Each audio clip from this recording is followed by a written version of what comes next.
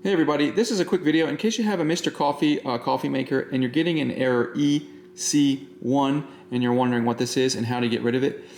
So there are two things that you should do to get rid of it.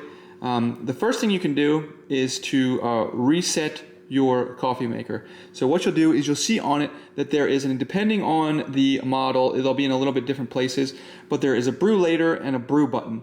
And if you push both of those buttons down simultaneously and hold it, it will reset the machine and it should clear out the error.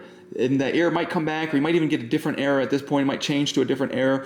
And so another thing you want to do is you want to descale the machine. So if it will still brew, run vinegar through it and then flush that vinegar out with some water to descale it and get all the mineral buildup that can get on the heating element and all that kind of stuff on it.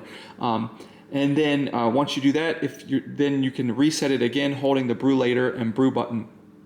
And hopefully this will get rid of the error, and then by keeping it descaled regularly, you can keep the error from coming back. Anyways, hope this video helped. Thanks a lot for watching. Have a great day.